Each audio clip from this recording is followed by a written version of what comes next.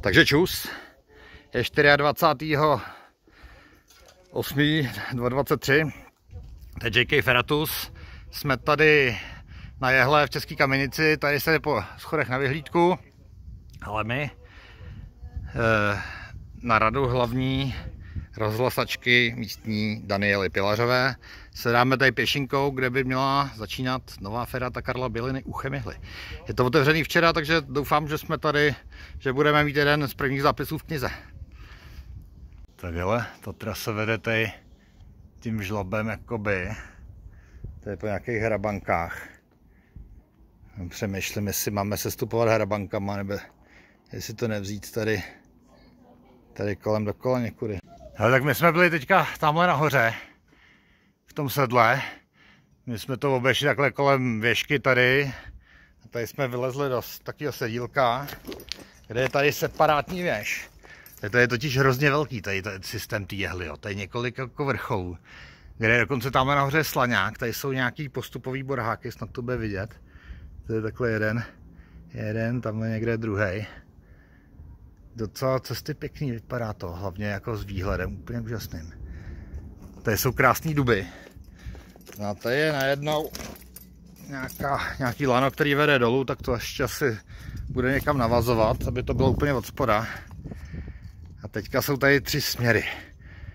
Tady to je ten u Chemihly, to je to Cčko. Tady to je nějaká nápojka, tady to je něco neznámého. A tohle to je ten směr, který vede tady tím žlabem, to bude nějaký Ačko, Bčko. No.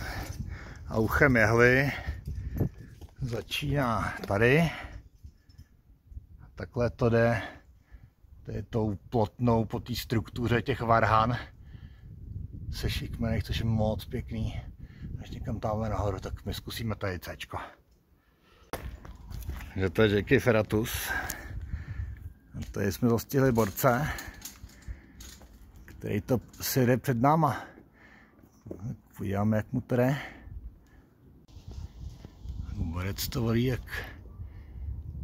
Sentinel, za chvíli bude nahoře.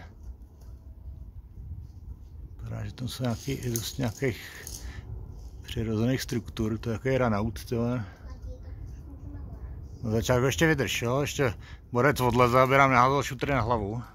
Takže tohle je to JK Ferratus tady v Chemihly, vydrž, jdu za tebou, to jsou boží výhledy. Tady na to, tamhle sněžník, nějaký Černstein bude za chvíli vidět. JK Ferratus to tady mydlí nahoru, po tady těch krásných organických chytech. Hned jdu za tebou, jo, vydrž tam chvíli.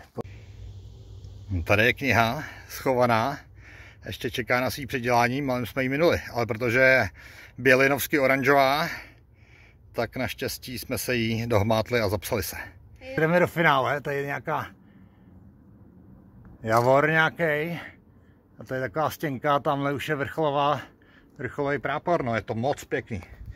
A to je vlastně takhle, to šlo ze spoda, tady po těch stříbrných kolíkách. Organický chyty, organický stupy, chladojahoda a borec, vydrž tam, jdu. To už je fakt tady vrcholová partie, to je takový komínek, krásný, radost pohledět.